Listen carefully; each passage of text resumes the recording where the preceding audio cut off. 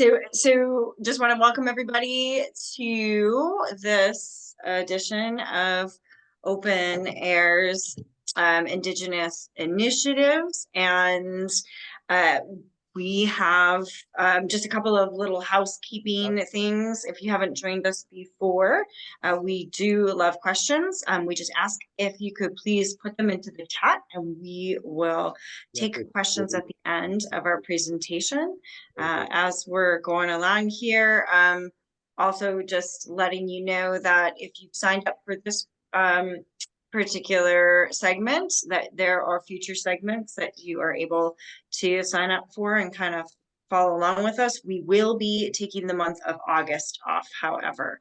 Shoni's got some important things popping up, and everybody needs a little break during the summer in general. And then just a quick recap of the Indigenous Initiatives work that Open Air has been doing. Started out as an ad hoc committee of folks who were interested in connecting Indigenous artists together and with the community. And it's really grown into this series of artist presentations and arts community talks. And we're excited today to welcome Buck Hitswithastick Morjo. And I am just going to introduce Buck ever so briefly. Buck is Bitterroot Salish, artist, musician, historian, and educator. And he has a presentation for us today about his work that's inspired by tradition and really the education of elders and his contemporary takes on things. And so I am going to turn it over to Buck. All right, thank you, guys. First, I always start a group, pretend we're in a circle, right? And to get us all in one heart and one mind, often you'll hear elders, they'll sing a song, or maybe they'll talk for too long, or maybe they're praying usually too long. But what it does, even if you don't like the song or the singing isn't good, or you're not into all that speeching and praying, what it does is it puts us all in one mind. We're looking at each other going, is this going to take any longer? Is this going to be or maybe you're thinking, boy, his voice isn't very good at all. So you might be thinking that stuff. The whole crowd is thinking it. And that elder, he already knows you're all in one mind thinking about my icky voice. But they're all in one heart and one mind, and it brings everyone together. And traditionally, you would use a song or a flute. And so when I'm in the woods by myself, I used to live in a teepee from when I was 18 to probably 42.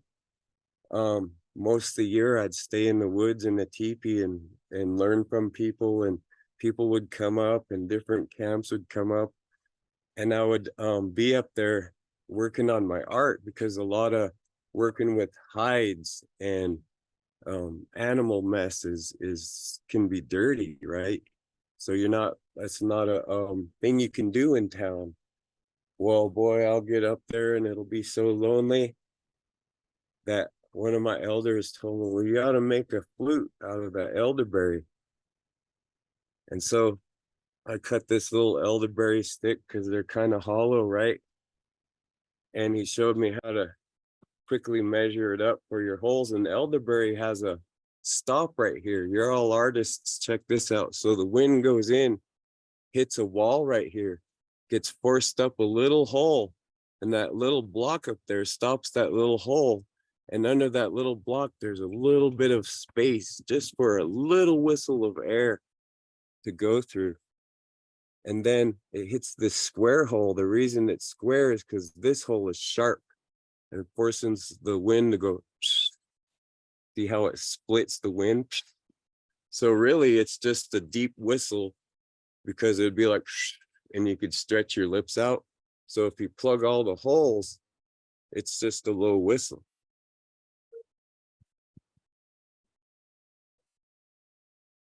And as you go up, it makes a higher note, right?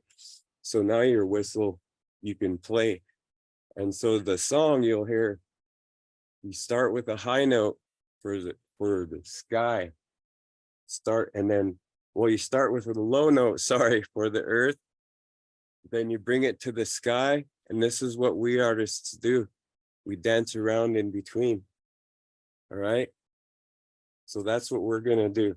I'm going to start earth, the sky, and we'll dance around between. Okay.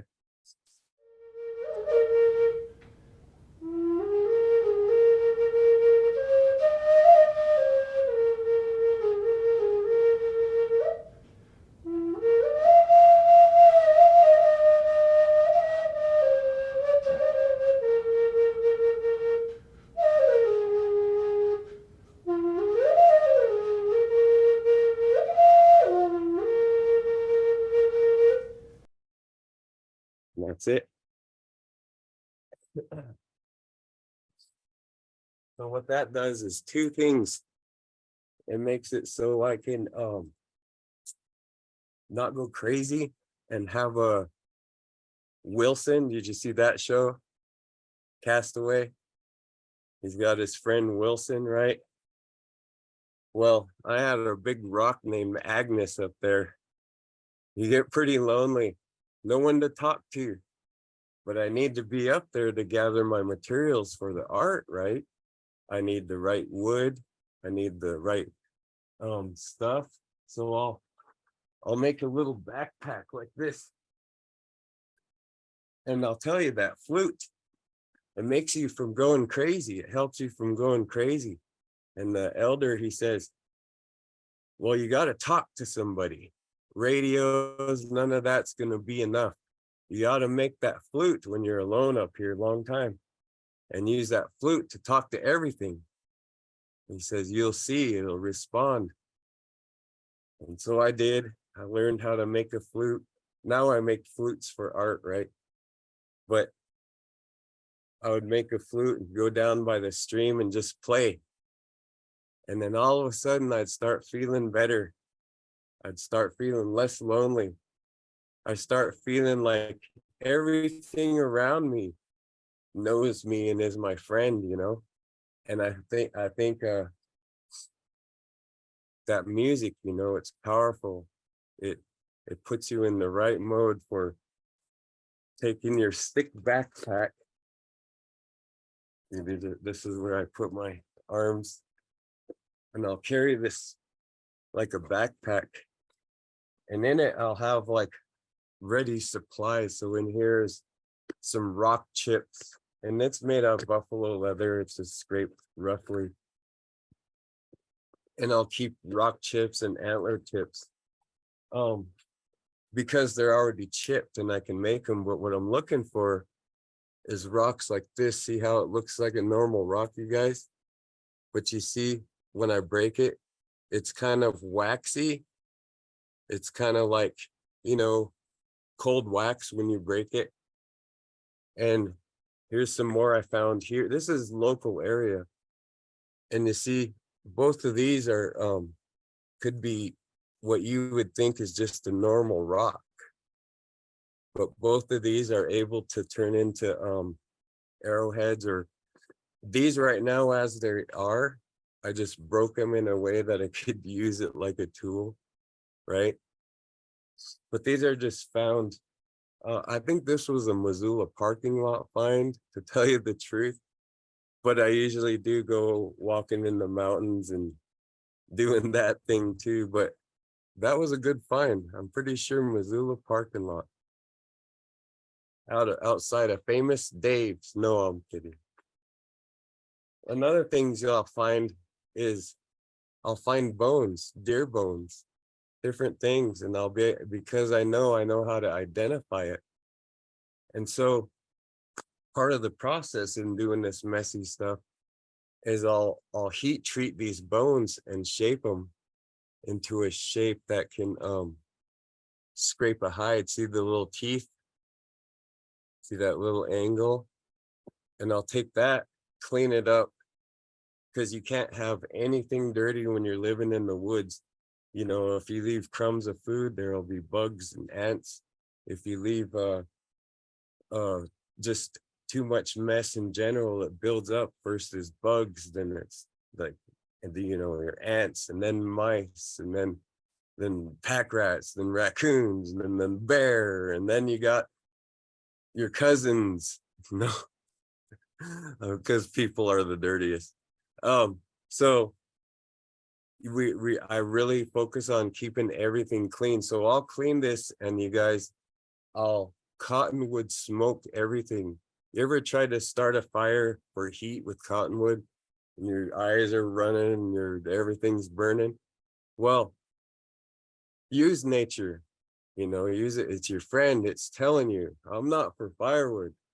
I'm for making everything taste awful to fleas and ants and mice. And I'll smoke everything. Boy, when someone comes over my teepee and they see all those bones hanging around, I wonder what they think. I have to explain it.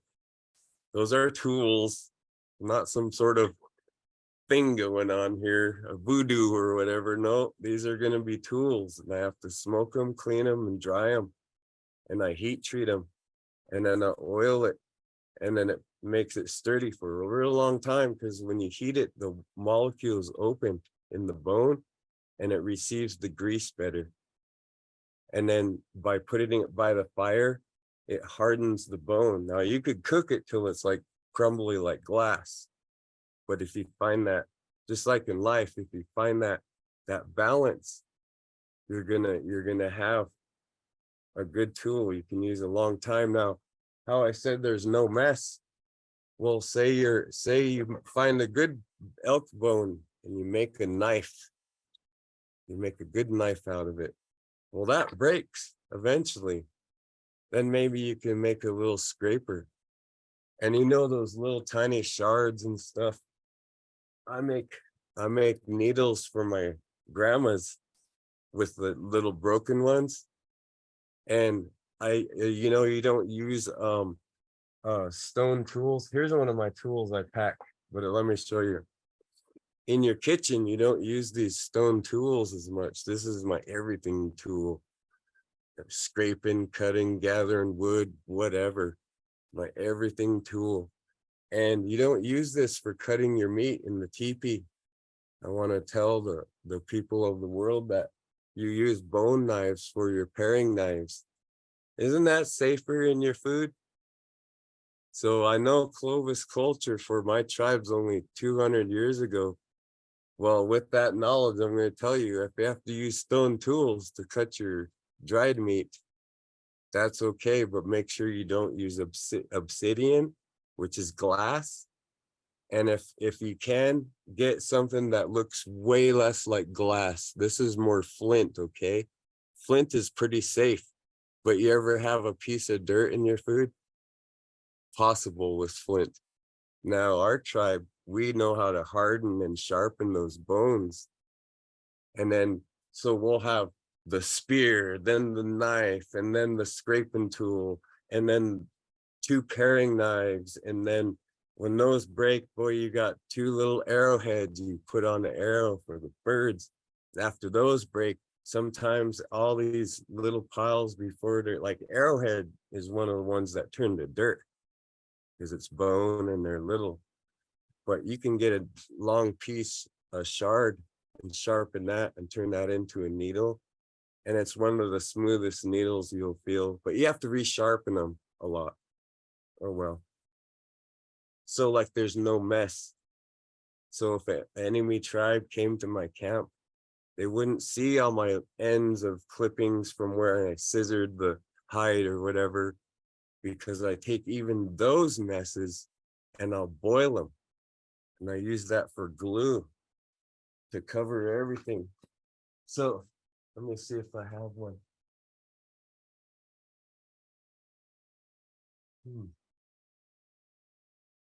Here's one.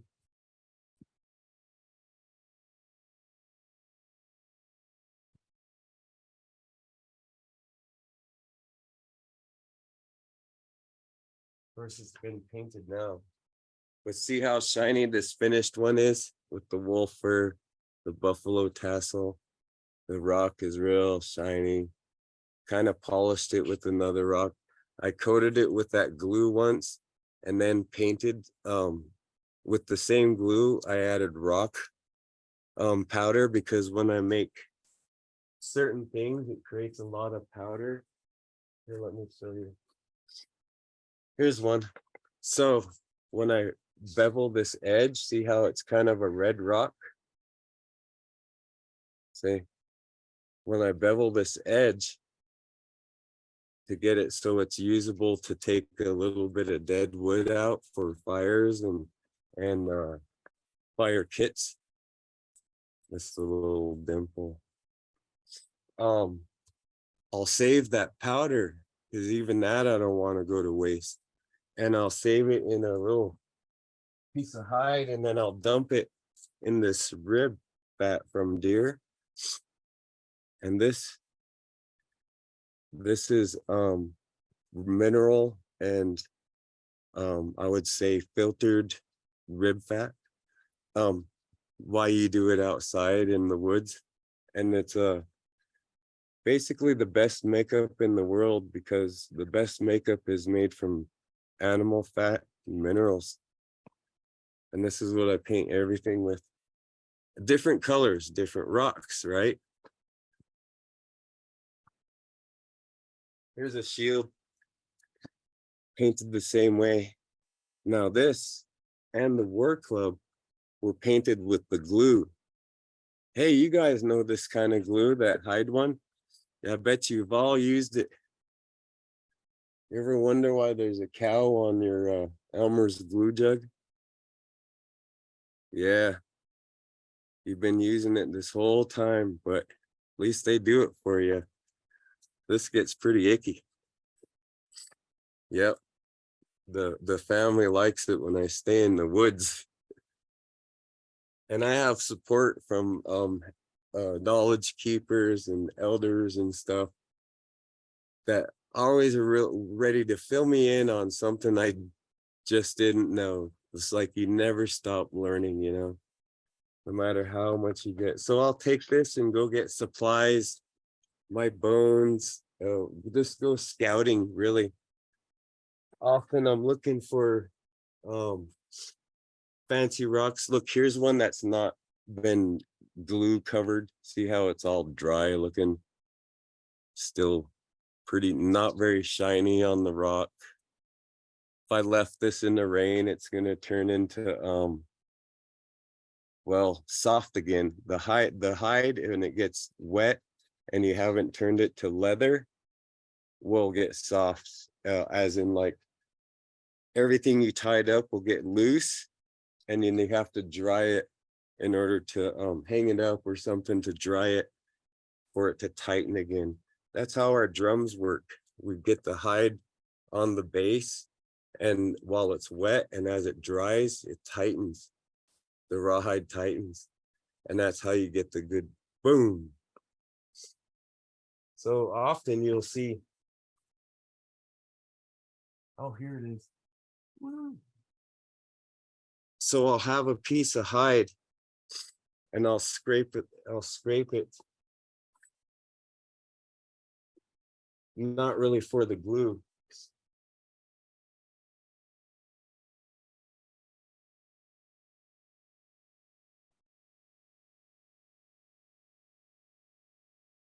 But I'll take it away from camp and clean all this side and then leave the hair often because I can still soak this and then scrape the hair off. Hey there. I can also get it to the point where both sides are scraped, which is why I save a lot of these rocks and tools. Make a little tool to do it. And I'll just scrape both sides. And once this is white, like this stuff, I'll start turning it to leather. So it's really clean. All you're doing is cleaning the whole time. Like this is rawhide. See how it's stiff like that? This is elk rawhide. that has been scraped on both sides. And see how white and clean that is? That's what you want. But this I'm doing very roughly because I'm turning it to leather. This will be like the texture of suede, you know, or something like that. And it'll be super soft. And by the time this one's done, it'll be white also. I wish you guys could feel. I'm always looking for antler drops because this is what I use, like this, to chip shapes out of rocks. I'll take an antler, push down, click, and it'll make a chip back here. So what I'll do is I'll flip it and chip right next to it. See those little chips? And I'll chip down there and then it'll flake on the other side, right? And then I'll chip and flip, right? Pretty soon you can get an arrowhead shape or a knife shape, and you can sell it to the tourists for a lot of good money. No, money is good. You ever hear that? Good that. I'm like, are we poor? Telling my mom, Mom, I don't understand what good money is, because what's the rest? Never under some of these phrases we say in English are crazy. Oh, here's a little buffalo. So these people, they go and get the buffalo, and often they don't know what to do. They go bring the meat to the stuff, right? And there's not a lot of people that know how to deal with the buffalo hide. You can kind of see it's really tough texture. This has been smoked, so it won't be dirty or whatever. And that's just a stain. But I use this like a flat surface in the woods, so it's gonna get coffee stained and everything. But you see it's orange kind of. That's because it's been smoked so many times and I had it with me so often. But eventually, it'll probably get used too because it's almost leather right now, just from sitting around in life with me. So right now I'm working on this project, speaking of buffalo, and nobody knows how to use the bones, and well, everything is usable on those things.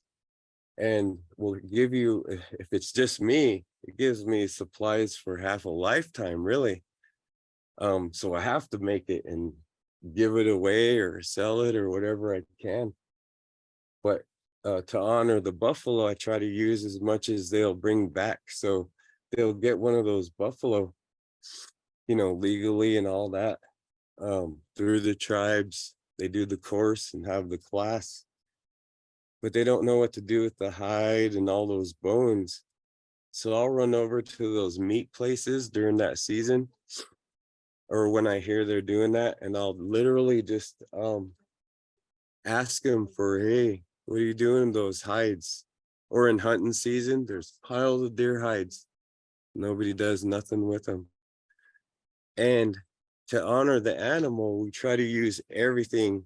And I find that a lot of people don't. So I get to hear about, oh, I have a whole buffalo hide, and I'll tell them I'll take it, you know, just to honor the buffalo. At least I'll dry it out and clean it a little bit, and maybe I'll do the whole thing, because if I tan the whole thing fur on, that's thousands of dollars.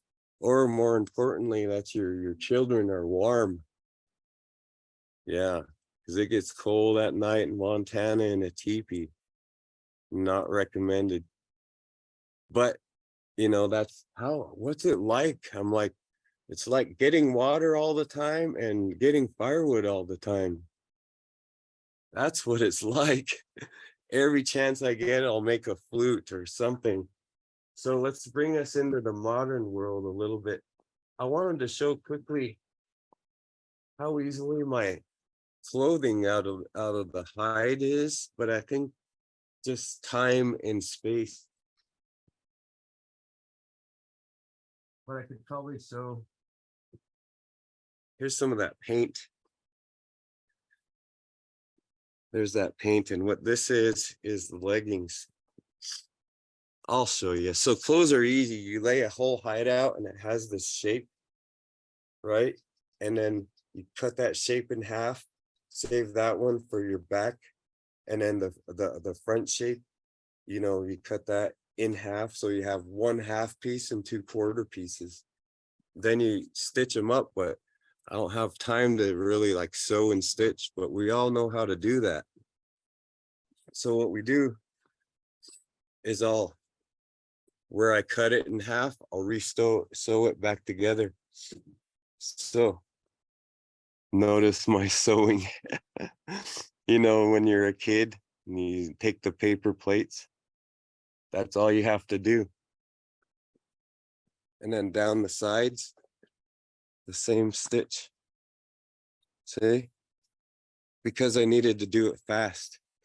Now I could have used sinew and did loops and then knot it and then do loops and knot it, but I wanted to keep this elk shirt completely made without like scissors and modern utensils and tools. So what I did is just,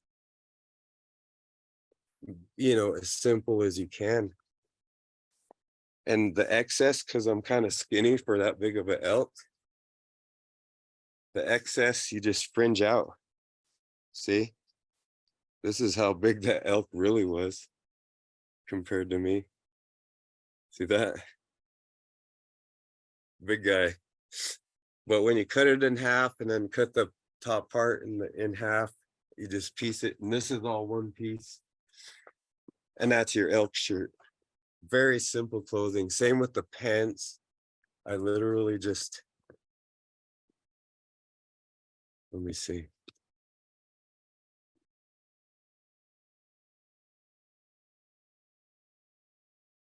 It's the same thing, that same stitch. And there's some of that paint. I like to use that paint in particular because of the color.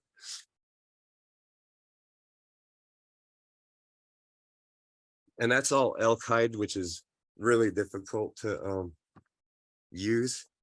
Oh, here's a good example of that deer hide when it's scraped and turned to leather, how white it gets, how soft it gets. This is my swim trunks. I'm joking. So, you know, breech cloth, it's not just hangs in the front and hangs in the back with a string. No, it actually goes like this. I won't put it on, but I'll show you. So it's one long piece, okay? And you put it right here and put it right here. And then you have the belt, right?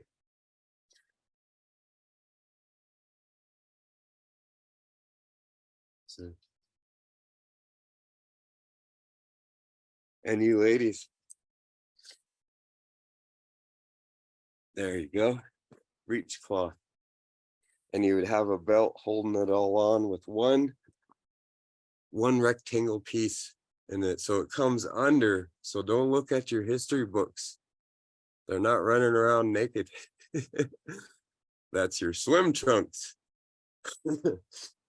Now, ladies, there's way out of the art realm, but I think it's important.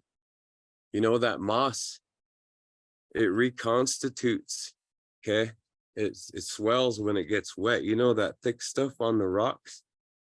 You can gather that and put it in a bag, dry it out. You can carry it with you like your hygiene products, and you can wash it and it'll soak up moisture, swell. And they hold them with those miniature breech cloths.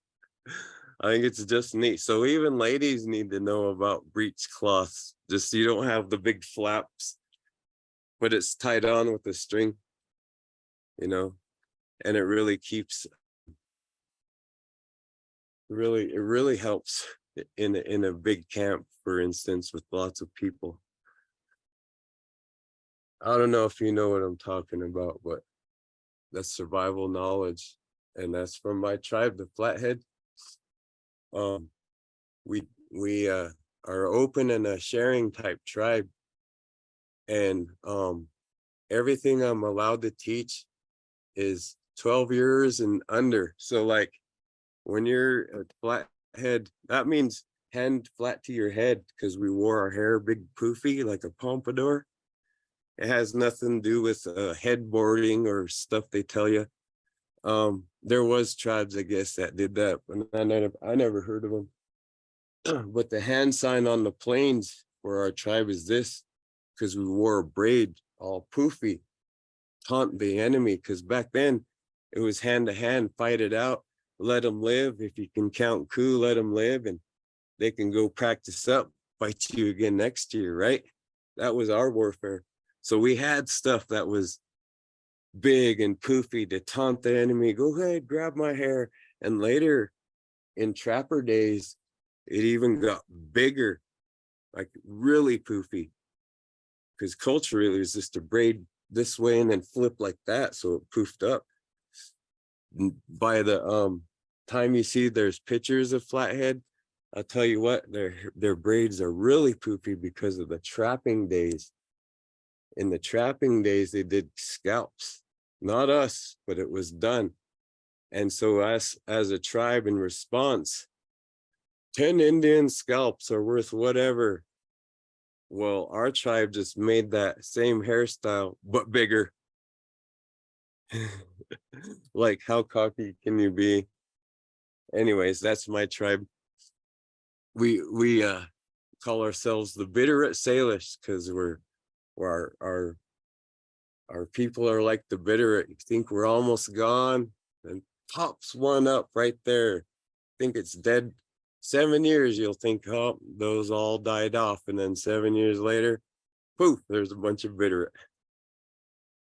And I like to think we're like that. We're resilient because of this knowledge, this culture. And that's kind of where the art comes from, because I think the most important part of any arts is the process, because the process is the part that's healing for you. That's the process that actually, see, we have this belief, like say if you're weaving or twining a bag or beading something, that every stitch, that thought carries an emotion. And if you start feeling bad or getting angry at somebody or frustrated in your project, our elders say to put it down, because you'll be putting that into the project. And they're really strict when it comes to food. You don't cut your onions angry. You don't go in the kitchen, do that, and then feed anger to your children, because that's what you're doing. You're putting yourself into your art, into your work. And we can feel that. We can feel that. If you're doing it intentionally, like say you like heavy metal and really aggressive art, that's good, because you're healing yourself. So I'm not saying be this way or that way, obviously, but if you're gonna imbue that, make sure you know you're doing that. Otherwise, you'll have the beautiful painting and all the right colors, and it'll have some sort of agitation because you were agitated. Wish they would turn that leaf blower off out there. You know, it's ruining my piece. They say in our way to set down the project and to tell it something good. Oh, you're doing a good job. I'm gonna take a break from you, okay? You just stay right here. I'll come back. I'm gonna go get some water. You know, you go take a break and put away those raw emotions, and then put your good heart into your work. So I'll wait until I'm in a good place, in a good mind to do the art, unless it's for healing. And in that case, then I like the heavy metal music, and I like to grind rocks to make a war club, you know what I mean? So there is a lot of that in this kind of art, but it's purposeful and it's done with a prayerful manner. But if I myself start getting angry at the kids or something going on, I'll put my art down. You know what I mean? Because I don't want that in it. And that's just the cultural belief that it kind of followed by, because it seems to make better art, really. It seems to it puts you in a space. We need a sacred space that we feel safe.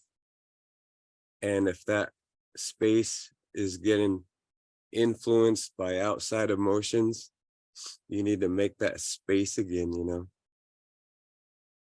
And a lot of that is just calming yourself, calming your mind. And it really, you ever know you set your art down and you come back and you're flooded with more creativity? That happens a lot.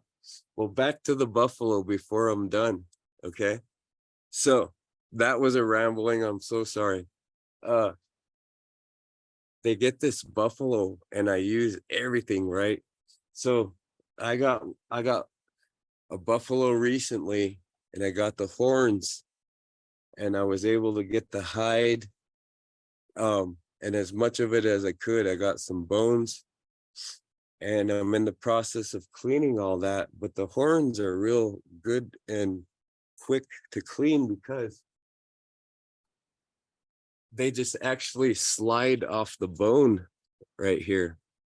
They're like a bone right there, and these parts, they'll slide off that bone. And so I was lucky enough to get some buffalo horn to do this little club. Can you see it? And it's been greased up with that same grease. And right now I'm in the process of putting some of said buffalo, if I can find it. Well, I'm not going to do it right now anyway. Oh, here we go. Cut a little square, make a little spot. This isn't a handle. This is to keep kind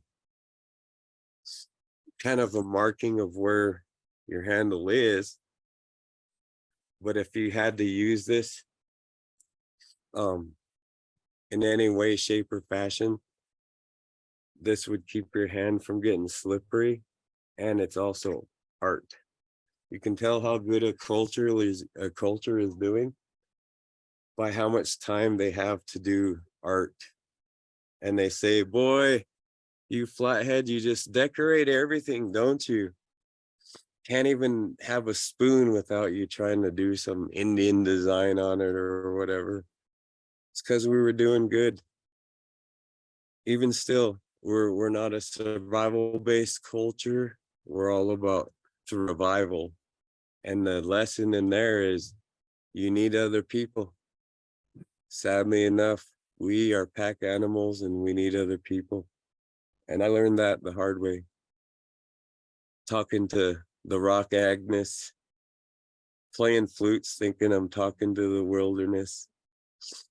But I learned a lot, and I hope I gave some of that to you guys, you know.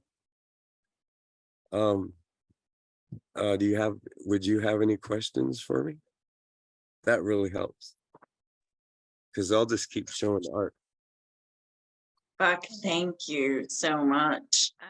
Like all this stuff is very primitive. This is my little tomahawk for getting birds. It has the same kind of, I got blue paint off of this. Hey, how you doing? So check it out. That one was real primitive. This was from someone's garbage. Okay. This is a PVC laying out of someone's house. This is a piece of wood. That's an arrowhead. And the kids, they just painted it just gross. But I don't care. I thought, whoa, that's neat. That color mixes into that. It makes me feel this way. Huh. So I kept working on it and added the acrylic paw prints, right? But it's just a PVC with a cork in it right there to stop the air, remember? So there's probably some flute on the Hitswithastick and hits with a stick means like counting coup, um, is all one word. Buck. Like Buck is my name. And but hits with a stick on social media. So there is a TikTok. There's flute on there, and um uh I really like to play flute in front of people, and it seems to mellow their heart out and stuff. So you guys really missed out. No, I'm joking. Probably was horrible. But But can you tell me when, can you talk to us a little bit about when it was that you began this journey in traditional art making? I know you talked about being very young, but when was it that you knew that this was what you wanted to do? well, it kind of just fell in my lap in a way, because the real I have this documentary coming out, and it tells of this story. I went hunting with grandpa, and he just, I forgot a knife, and he just used two rocks and hit one and used that for a knife, and it blew me away. One time I accidentally killed a squirrel, and my grandma said, "What are you going to use it for? You can't leave that mess here, blah blah blah, this that." So I couldn't eat the squirrel because it's gross. So I just kind of like cleaned all the bones and got all the fur off and its hide. And geez, I didn't know what to do with it. So I fed the because I didn't want to eat it. Grandma said, "You can't let you eat it." So what I did is I gave it to some animals I knew were gonna be out back. And then I had this mess of bones and hide. And what are you gonna do with that? I'm still in trouble. Well, you better hang those bones up and dry them, and because maybe you can make beads or something. You just can't kill anything without using it or giving something back. And that's a cultural belief. You can't just take a life without using it. And you can't even take a plant without leaving something. That's why we leave tobacco, or sometimes I'll leave a glass bead because it's not plastic, a real good one too, like trade. And you shouldn't take anything from nature without leaving something. And you shouldn't take a life without using every part of it that you can. And so I got in trouble, and I invented leather with that squirrel. See, I scraped it with my pocket knife, both sides. Then I was playing it because it's kind of stretchy. And I'm only third, fourth grade, right? And then I was putting it on because it's pretty clean, no more blood. You're a kid, you're like, oh, yay. I didn't think of bacteria or none of that. Putting it on my face, putting my knuckles on it. Look, you can see my knuckles. I was outside. All us kids that era were always outside, weren't let inside. And so I was playing with it all day, and then till I went to bed. And I woke up the next day and had it on my nightstand, and it was soft and white, soft and white. So I ran it up to grandma. Look, grandma, a piece of leather. I made a piece of leather. She says, wait, let me see that. She grabbed it, noticed it was that gross gopher, and she threw it back at me, and she says, oh, gross. The greases from your dirty face turned it to leather. So right then I learned how to make leather. Not using my face though. That seemed like not the way to do it by how she presented that. Oh, gross. My poor greasy kid face. But that's what you're doing, is you're squishing those oils and playing and softening and squishing fibers and softening, rubbing those oils in. And each animal has just enough of those oils for that animal's size hide. And so that's what started, that I like to tell people. But if we have a minute, like literally a minute, um, as a teenager, I went on the wrong path, right? Many of us do. Well, my path was really bad. It was I was, by the time I was 16, I'd been in trouble and into 2 treatment centers by 16. So, and none of those didn't work. What worked is I got in a bad car accident and I wasn't driving, I was passenger. The driver I talked into driving me to the party, he died. And so after that, I was really depressed and sad, and it was all my fault, you know, and it ended up to where I just got so low that um I needed help, and the culture was there. Maybe not people, maybe not things, but I'm like, aren't I Native American or something? Isn't there something there? And I started learning from other natives, trying to ask about native things, you know, why do we wear hair long? Oh, that's how long you've been following the way of the creator, doing good. It's like, well, I want to grow my hair long. So you're ready to follow the way of the creator. It's a hard path. It's paved in blood from warriors before you. It's a hard road. You can't drink. You can't do drugs. You're going to have to think of something you're going to want to do. And I said, well, I want to play guitar and lift weights and run, exercise, get in shape. Well, that didn't happen as much as I wanted. I did get in the guitar and played in the band, but that whole working out thing was too tough. So I ended up having very free weekends at 16, 17, 18, on through my 20s. And with those free weekends, I would go up in the woods, and my grandma would let me camp by myself. So there's support that I didn't know I was getting. My mom, she'd let me camp by myself. Buck, you'll be all right, right? You bring some food, you're gonna hang it from the bear, or you're ready to fight him, one of the two. And I'll be like, sure, I'm ready, I can do this. And back then I used to bring pots and pans and machetes and backpacks. By the time I came out of the woods to be public, I don't need any of that. I just have my rocks and sticks and shells and stuff, because you don't need any of that. They're good to have, though. So I boil water without a pot or pan. You ever hear the phrase, you're so poor it had to eat stone soup? Yeah. What that is they would have a pot, but I don't use a pot. So I dig a hole and line that hole with a soft deer hide that's been greased. And while that deer hide is scraped and clean, right, I fill it in, I'll get it wet, and it'll take the shape of the hole. As it's drying and greasy, I'm having a fire over there with like field rocks in that fire, heating up to like red almost. And I'll take a Y stick and grab one rock at a time, fill that little reserve I made up with water, of course. So I'll fill that little deer hide hole up with water and drop one rock about this big in. You'll see it bubble.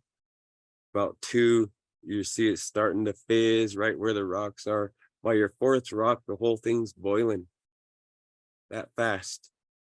So I need to boil it fast and get the glue done or the soup done now. So I find the pots and pans cumbersome.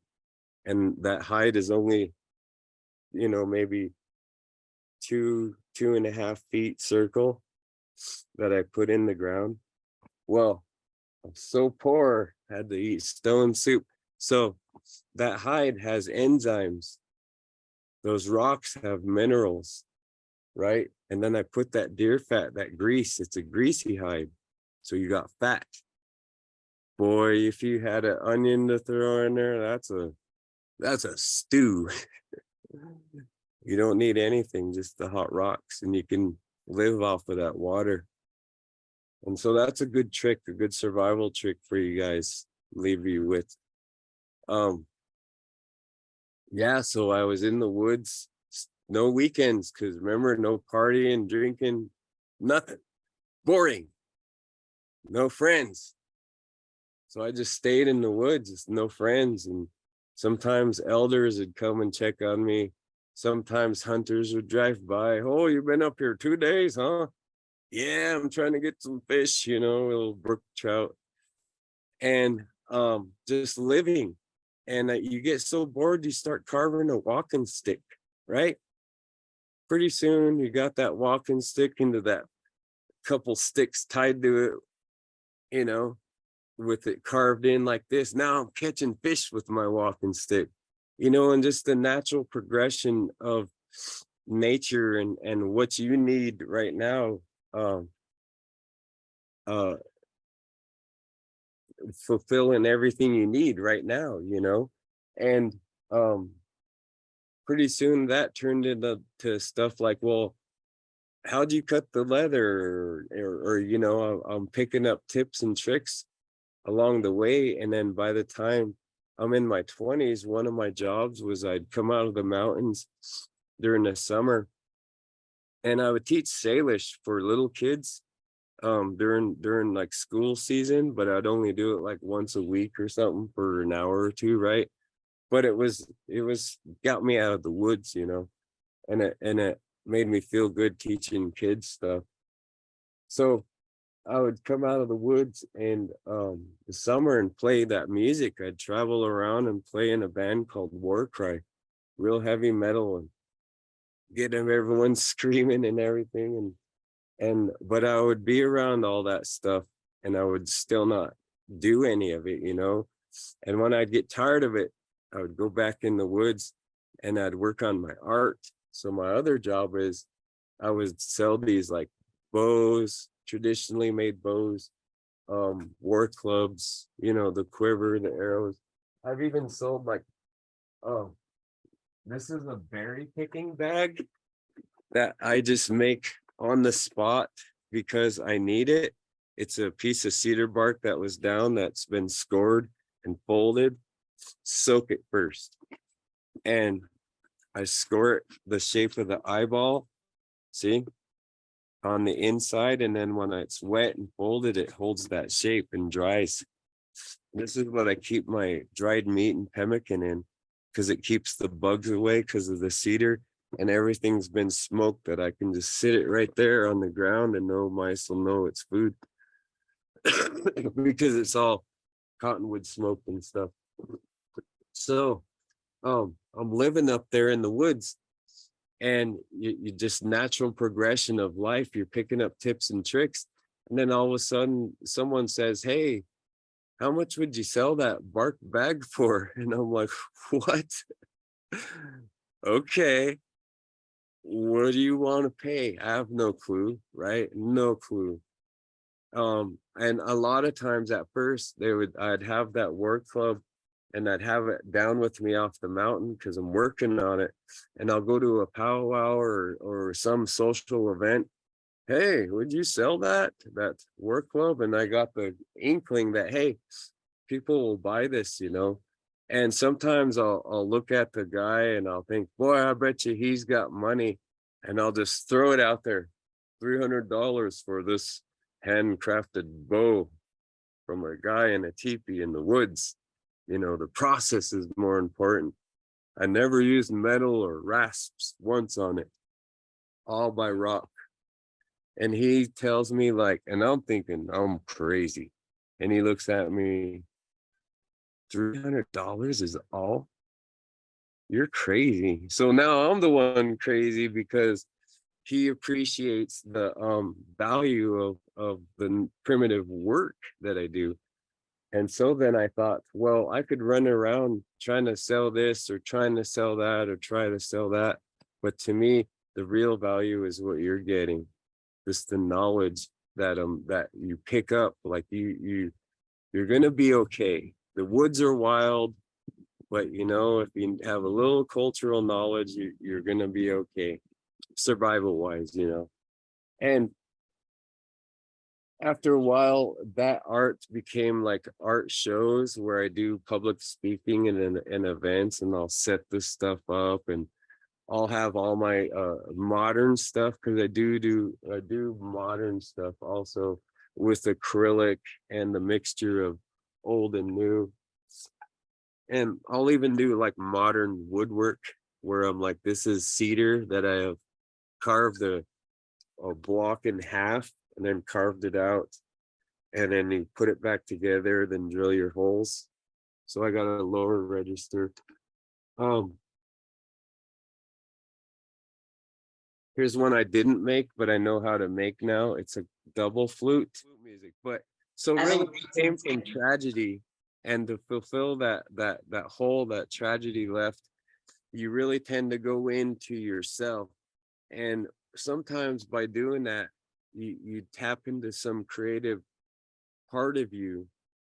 And right. The art finds you in some yeah, ways. I think you're right, you know, but you have to calm yourself. You have to be in the Be, right place be mentally. open to I mean, hearing it and receiving it. yep. And in your heart, right? Everything about the flathead is the heart of the bitterroot, the heart. You speak from your heart. You don't plan it and write it down. You see the people and then just speak from your heart. And hopefully something you said was good. That's just leaving it up to chance, you know. So, Well, Buck, we are at our hour. all I right. think I want to thank you because everything that you've shared with us is good. And And thank I'm you. really, I'm excited to get the flute piece so Okay. that it can be added to the recording. But really, everything that you have made time and shared with us today, I'm so grateful for. It's been incredibly Wow. valuable to hear about your personal journey and see some of the wonderful work that you've created over that journey. I want to just acknowledge too that your style Yeah. in visiting with us has Yeah. I love the storytelling stuff. Oh, thank Um, you. Yeah, that's good. That warms my heart for sure. So thank you for that. Thank you. It has been a real pleasure. Fantastic. All right. Buck. All right. Thanks everybody for joining today. Thank Thank you. you guys.